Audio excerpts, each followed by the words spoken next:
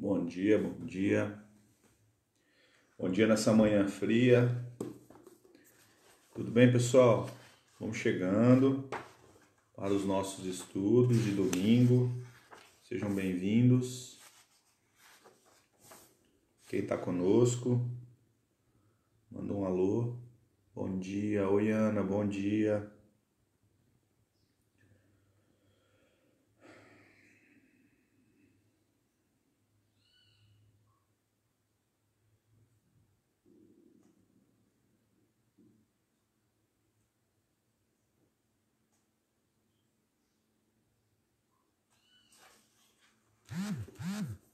Vamos começar com a nossa prece, pedindo a Jesus, ao amado Mestre, que possa nos instruir, nos guiar, nos ajudar a conquistar a nossa própria paz. Essa paz, Senhor, que tanto lutamos para compreender, para saber o que significa. Senhor, nos ajude a compreendermos melhor o que significa paz. Mestre amado, nesse instante ímpar em que a nossa geração convive, pedimos que o Senhor tenha misericórdia de nós, mais uma vez, mesmo sem o nosso merecimento, mas que a nossa sociedade possa aprender de vez com os nossos erros do passado e com os nossos reticentes erros ainda proferidos no agora. Senhor, amado Mestre, ampara-nos agora, hoje e sempre, que assim seja. Bom dia, oi Sandrinha, bom dia Joyce, bom dia amigas, tudo bem? Friozinho hoje, né? A Ceifa de Luz, capítulo 21, nos apresenta um assunto que a gente fala muito de vez em quando, né? Fala muito pouco. Na verdade, não sei nem se é um assunto assim tão debatido assim nas lives espíritas, nas palestras, nas casas, que é sobre o perdão, né? A gente fala muito raramente sobre o perdão. Desculpa a brincadeira. Mas, mais uma vez, o Emmanuel solicitou-nos uma reflexão sobre perdão. Eita, tá complicado esse perdão, né? Vamos falar sobre ele? Vamos lá. O texto hoje é o melhor para nós. É uma referência ao nosso bem-estar, né? Ao nosso equilíbrio, à paz, que nós fizemos referência agora no comecinho, na prece. Bom, vamos lá. Ele comenta uma passagem que está no Evangelho de Mateus, capítulo 6, versículo 14. Então é Mateus 6, 14. Em que Jesus diz o seguinte: porque se perdoardes aos homens as suas ofensas, também vosso Pai Celeste vos perdoará. Vamos repetir? Porque se perdoardes aos homens as suas ofensas, também vosso Pai Celeste vos perdoará.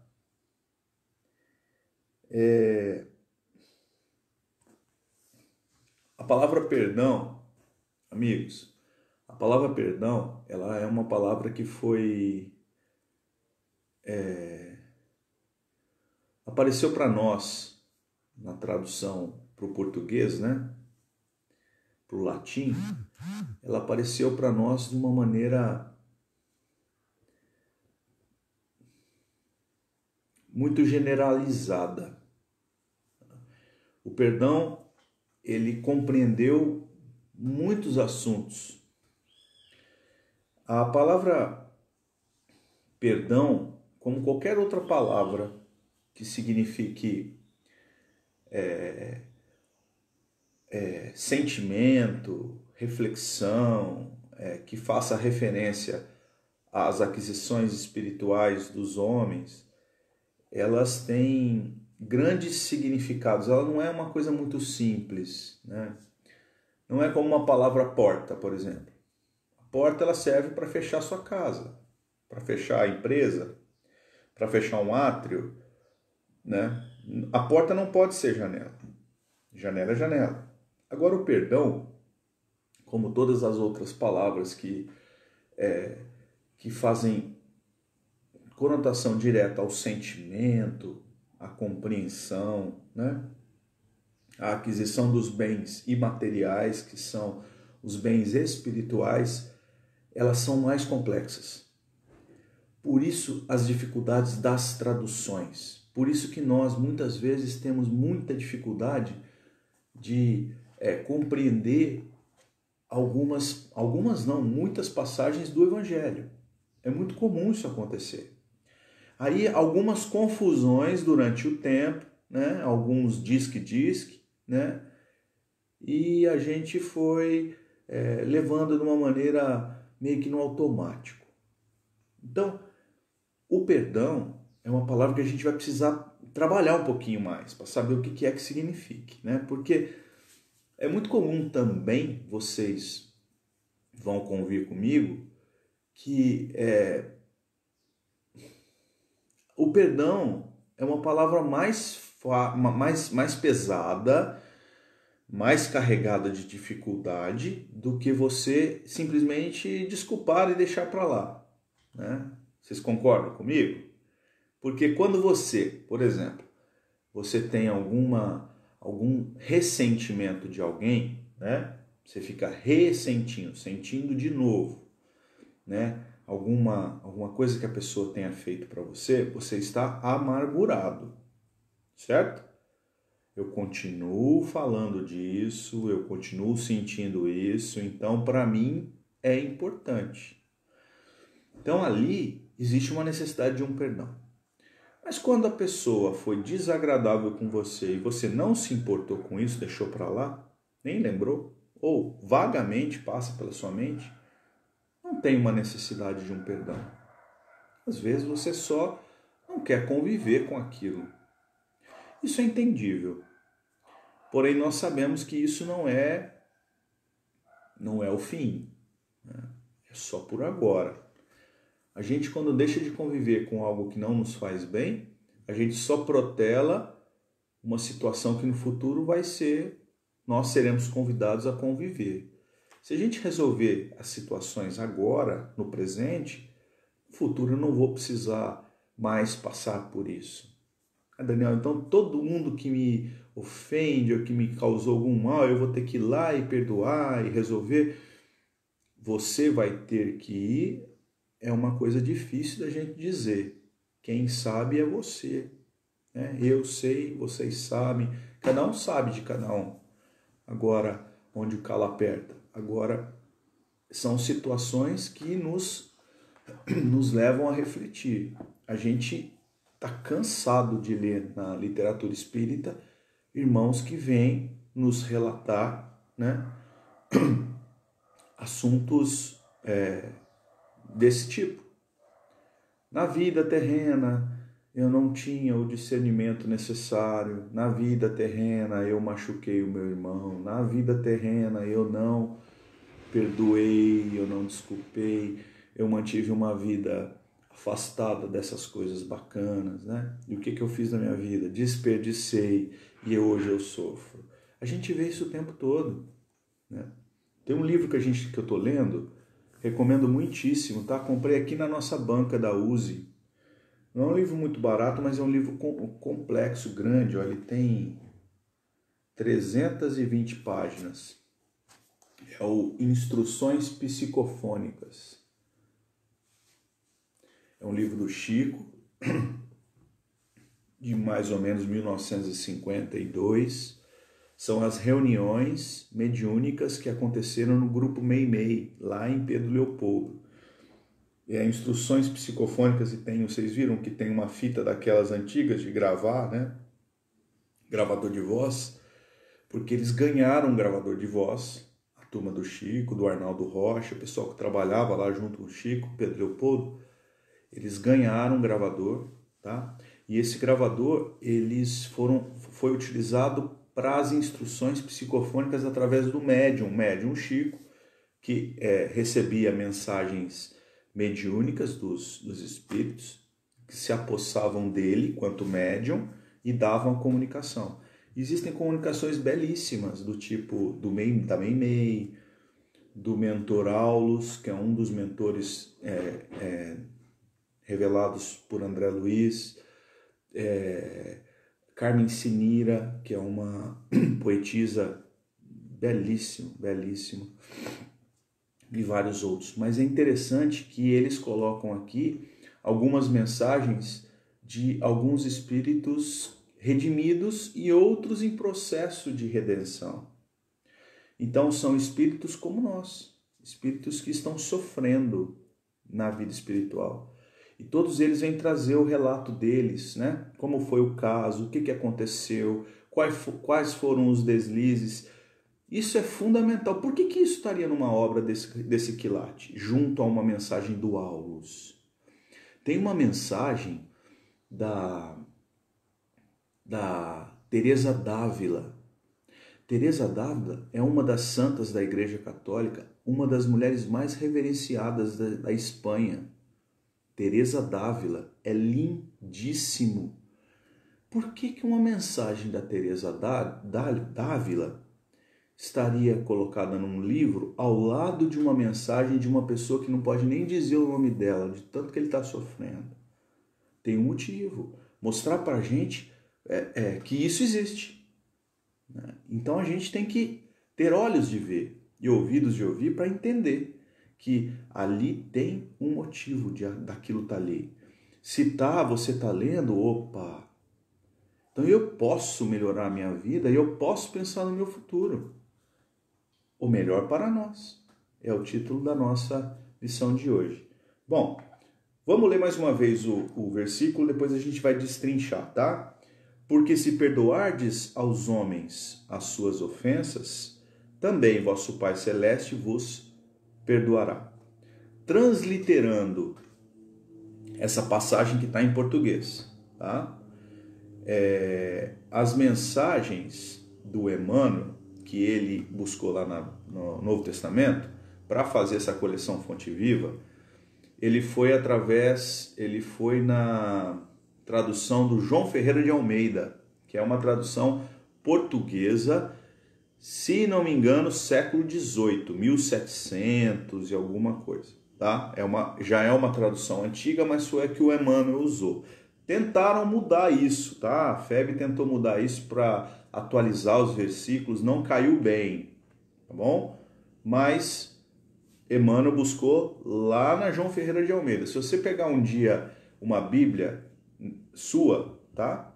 Católica ou de alguém, que seja, vai ter lá se a tradução é do original grego, dos padres europeus, se é daqui, se é dali, se é do peregrino, se é a Bíblia de Jerusalém e tal. E tem lá a tradução que é feita por João Ferreira de Almeida, que é a mais comum, tá bom?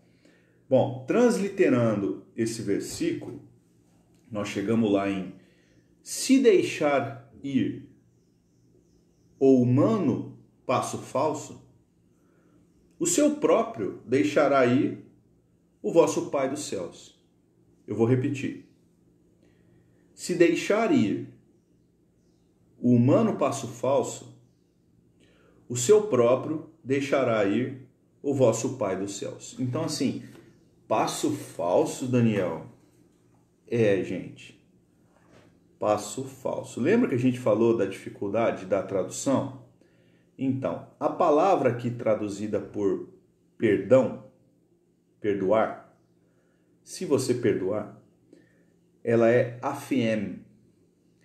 Só que os principais significados da palavra aphiemi, que é originalmente grega, não é perdoar. A palavra para perdoar, em grego, significa charizomai. E ela foi grandemente utilizada por Lucas e por Paulo. Por que será, né? Charizomai, que quer dizer conceder gratuitamente, né? Ou em forma de graça, conceder o perdão, que é a palavra para perdão, foi largamente utilizada por Paulo e Lucas, porque eles escreviam em grego. Lucas era grego e Paulo era grego, os dois eram gregos. Os outros discípulos, os outros apóstolos, né? Os outros escritores do Novo Testamento, todos eles eram hebreus, né? Paulo era hebreu, só que nascido em Tarso. Tarso era uma cidade grega.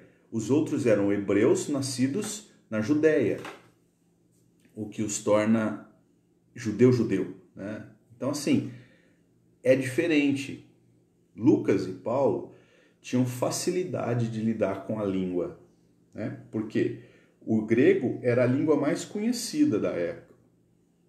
Era o nosso inglês de hoje. Escreveram em grego para que a mensagem fosse universalista. Por isso o grego. Não era outro motivo.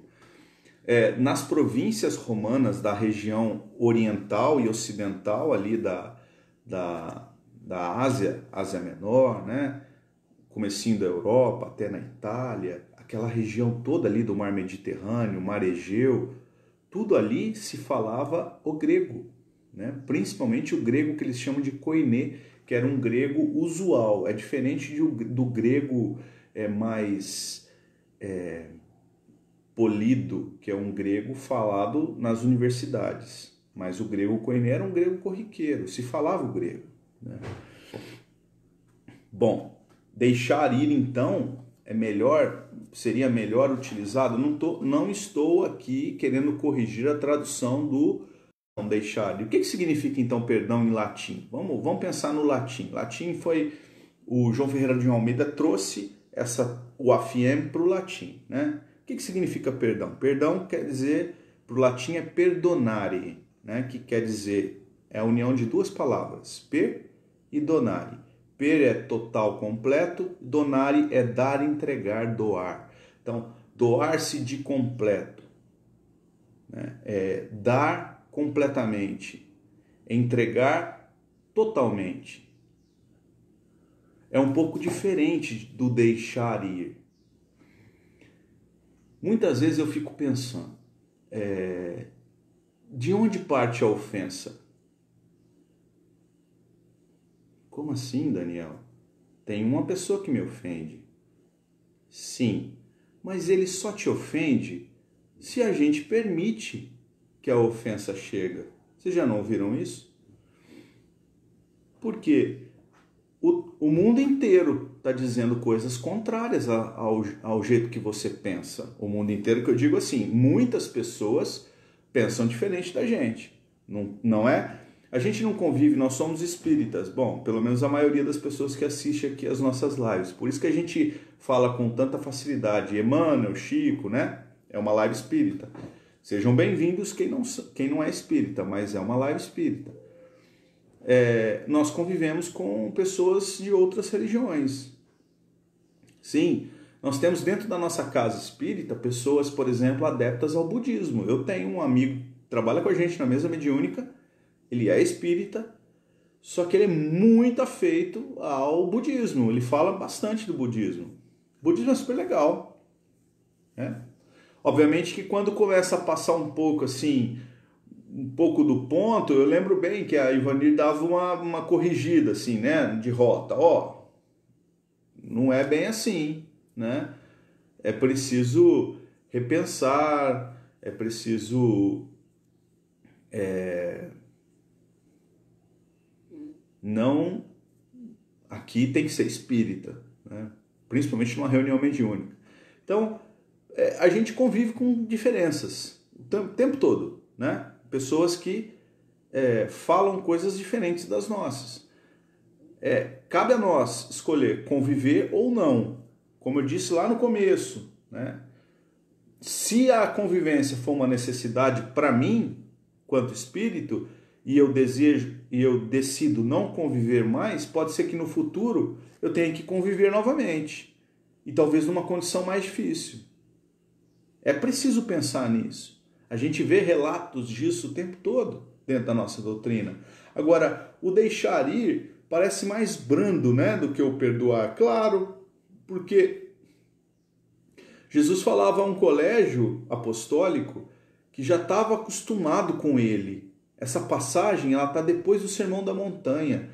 Jesus não poderia falar do Sermão da Montanha logo após o chamamento dos apóstolos. Venham e me sigam.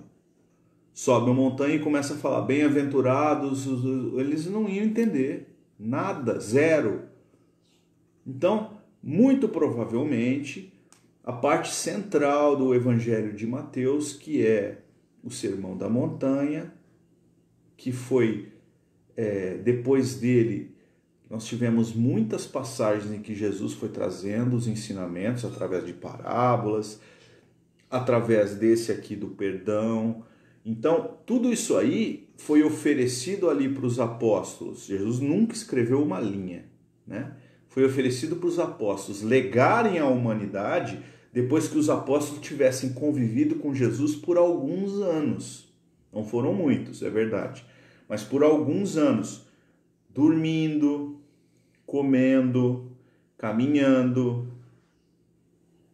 o que mais?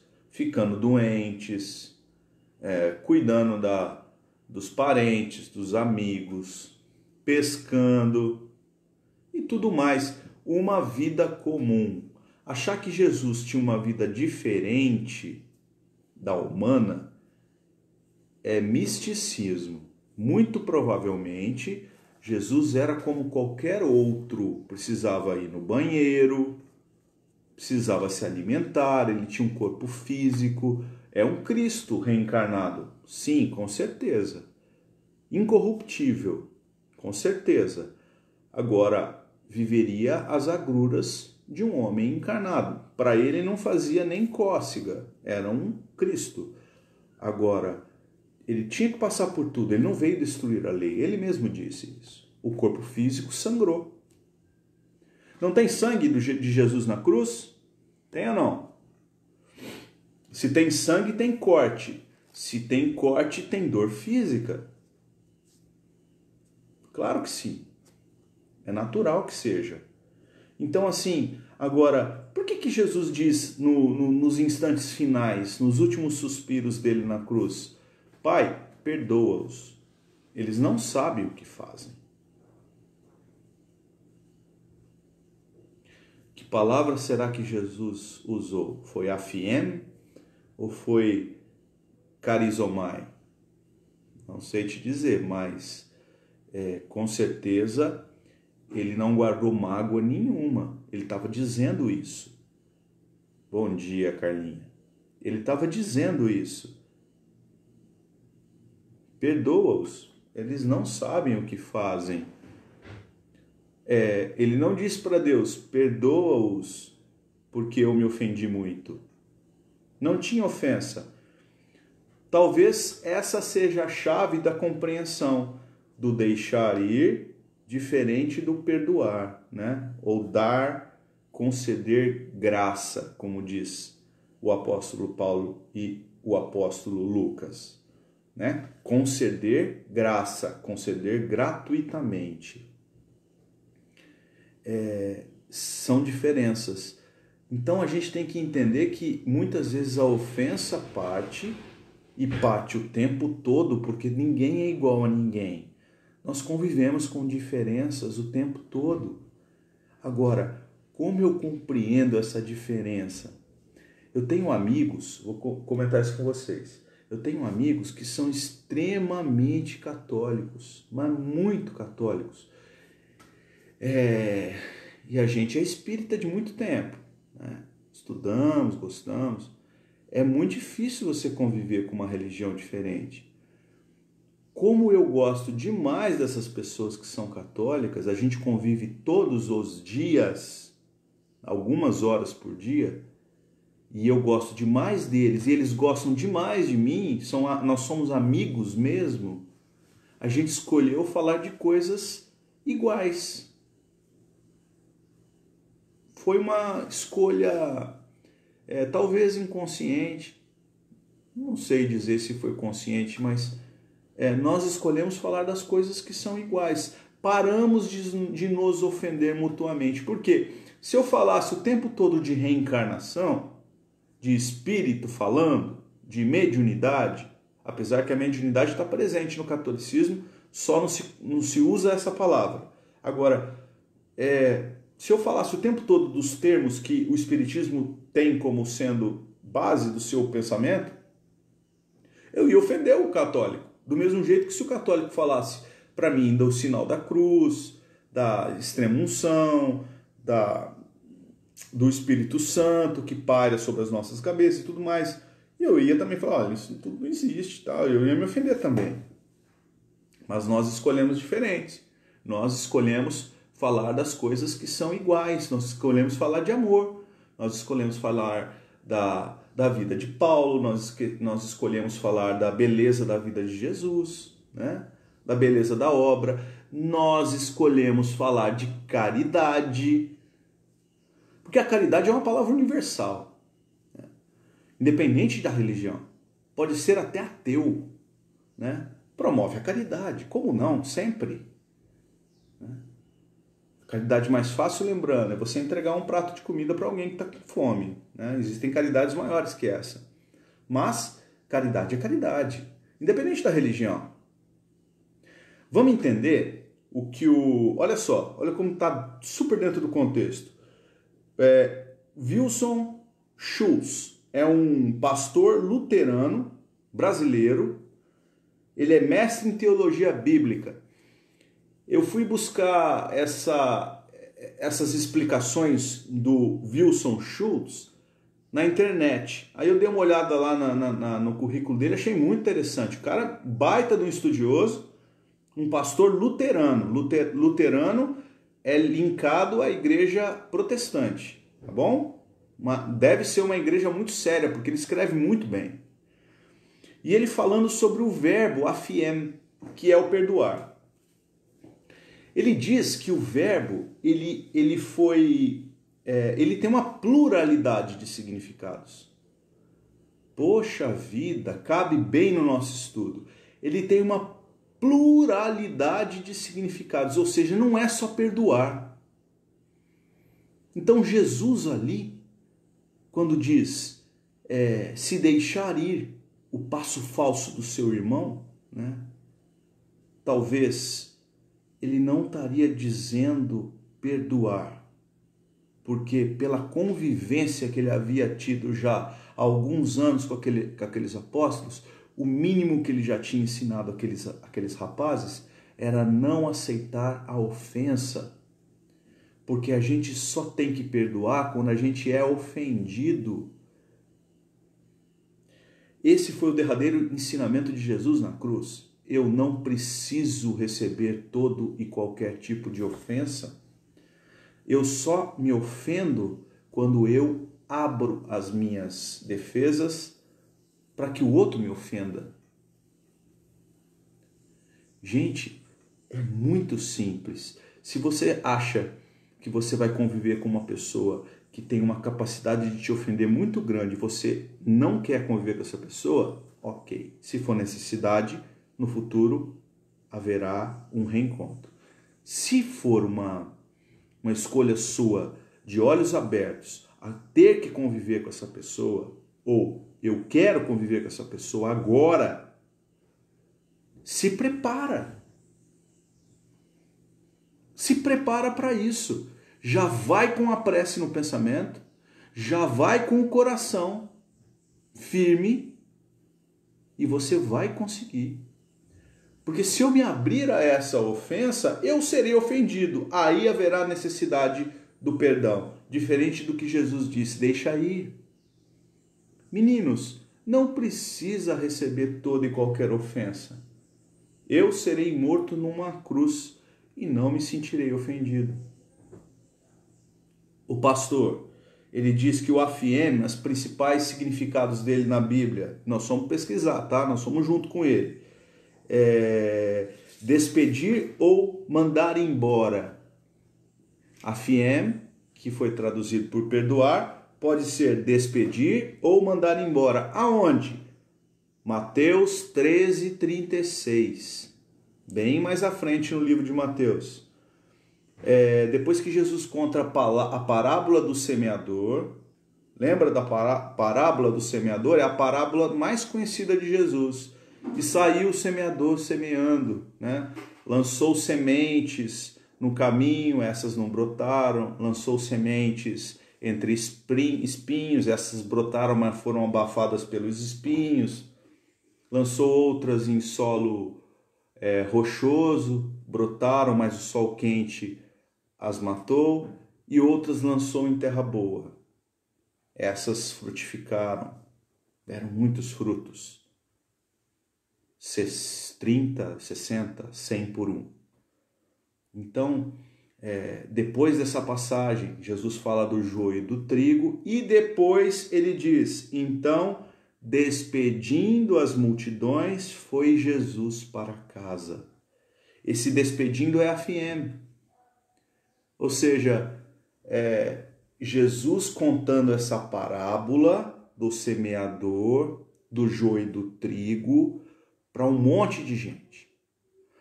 Jesus saiu de sua casa, sua condição crística, se nivelou com o povo, contou, explicou, ensinou, e num momento ele deixou-os meditando. Aí ele se afastou, ele deixou ir. AFM. Outro significado de AFM é divorciar. Divorciar, casamento. Está lá em 1 Coríntios 7, 11. 1 Coríntios são 2 epístolas de Paulo aos Coríntios, pelo menos foi o que sobrou, né? No Novo Testamento. A primeira, capítulo 7, quando a comunidade de Corinto pede, antes dessa carta, que é uma carta-resposta de Paulo, a comunidade pede ao apóstolo Paulo, que fale sobre o casamento. Várias questões, uma delas é sobre o casamento. Por quê? Porque aquela galera lá estava a fim de largar a mulherada, entendeu? Corinto era uma cidade era um entreposto comercial, então tinha um porto muito grande naquela região. Se eu não me engano, era o segundo porto mais conhecido da Acaia, daquela região da Grécia, né? Paralela à botinha da Itália. Então, assim, era um mar ali muito movimentado, muita gente. Corinto era uma cidade enorme, 500 mil habitantes naquela época, 2.000 anos atrás. Então, era uma cidade que era muito pujante, muito comércio, gente do mundo inteiro. Prostituição, né? Bebedeira, coisas desregradas, né? Então, essa turma aí não queria ficar muito casado, assim, ter uma mulher só. E eles estavam perguntando isso pro Paulo. Pô, Paulo, o que você acha disso? Você também é homem, né? E ele diz assim, se porém ela vier a separar-se, que não se case ou reconcilie com o seu marido. Se ela, então ele está dando uma explicação. Se ela, a esposa, se separar, que ela não se case novamente. Ela fique separada, divorciada. E não se reconcilie com o seu marido, ou seja, não tem volta.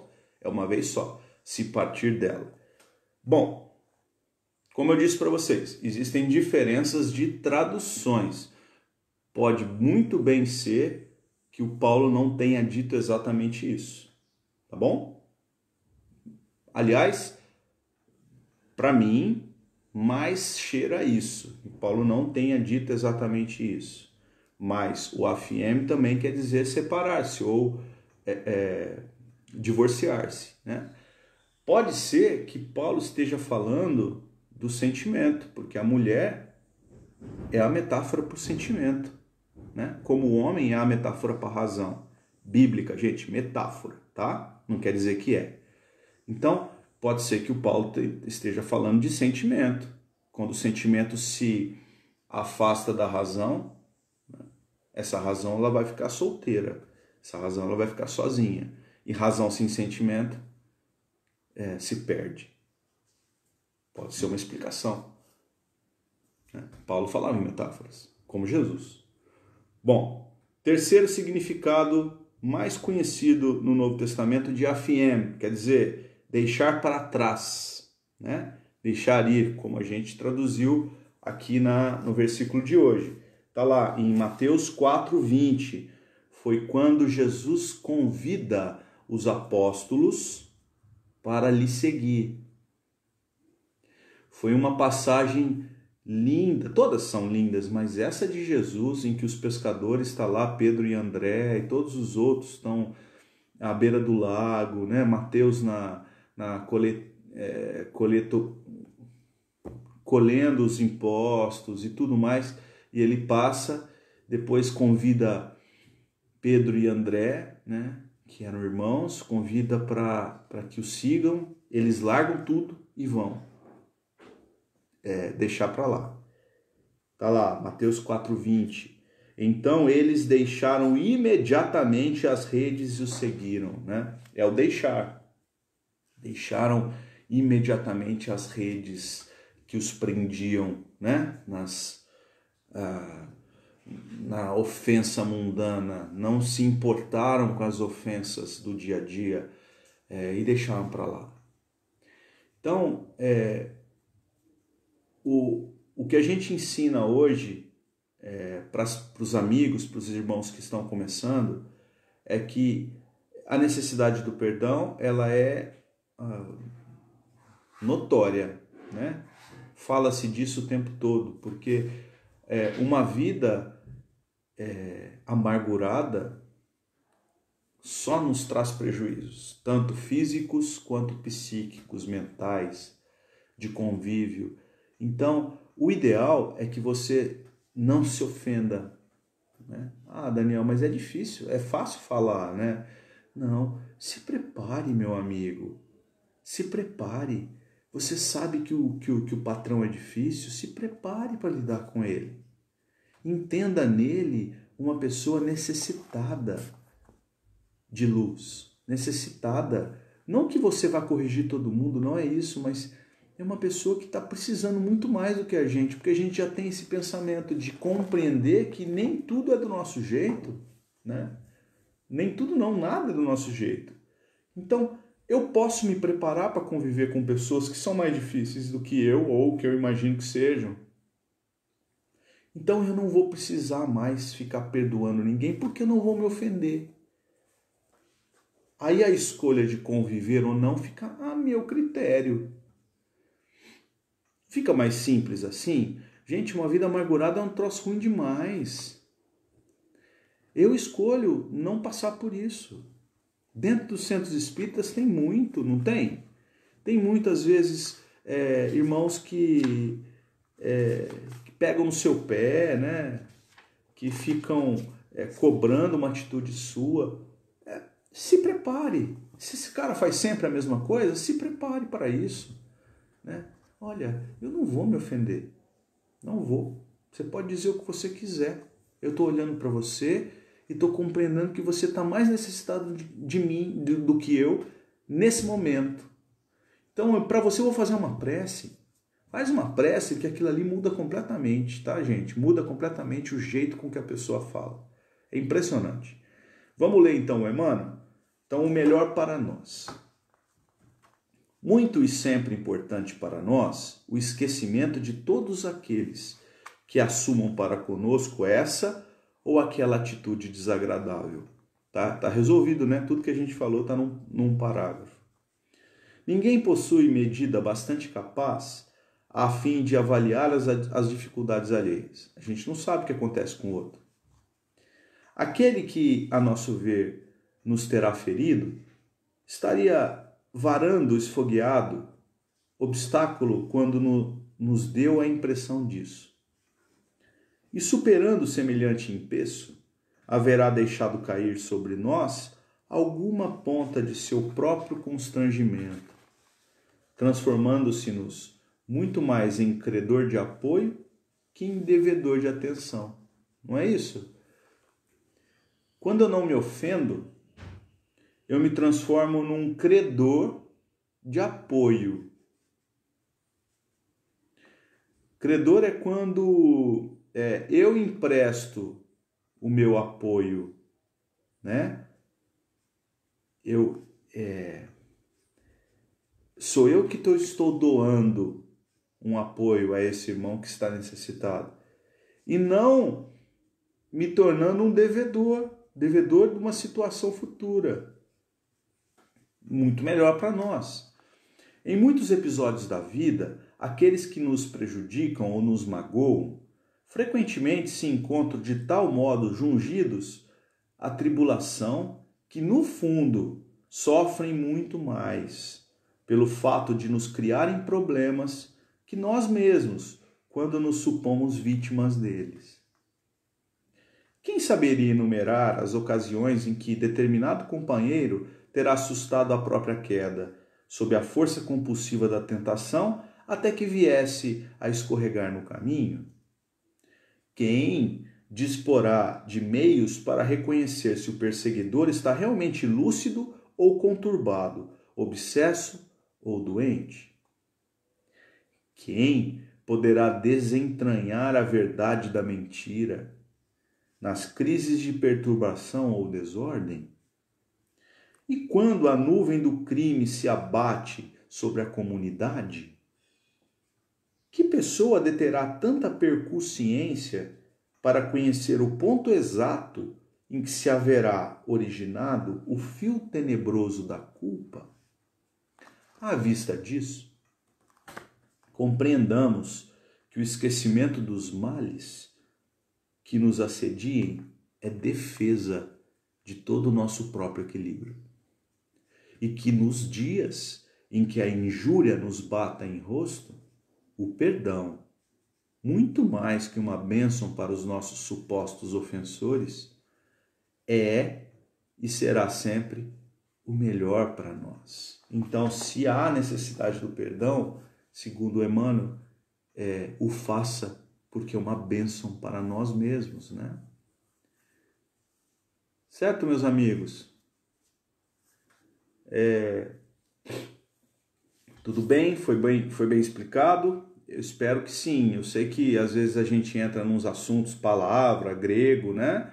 Mas é para a gente tentar fazer um estudo diferente. Essa é a nossa ideia, um estudo mais completo, tá? Nós vamos deixar aqui no link hoje um assunto aqui diferente. Nós vamos deixar no link aqui nos comentários, junto aos comentários de vocês de bom dia, nós vamos deixar um link para um post que a gente fez aqui na casa. A Fernanda acabou de colocar, ó. Ela pôs um link. Esse post ele leva ao nosso novo lançamento, tá? Da casa Isabel Soares de Moraes, que foi psicografia nossa do Espírito Casimiro Cunha. O livro é O Evangelho em Versos. Nós estamos fazendo o pré-lançamento dele. Em alguns dias, talvez 20 dias, ele já estará conosco, tá? Não é uma edição muito extensa. Então, as pessoas que quiserem adquirir, tem os dados aí, tudo para fazer, manda para a gente os comprovantes e a gente já reserva de vocês, tá bom? Levamos na casa de vocês, sem problema. Se morar fora, a gente dá um jeito de enviar, tá bom? O link tá aí. Beijo, gente. Bom domingo. Obrigado.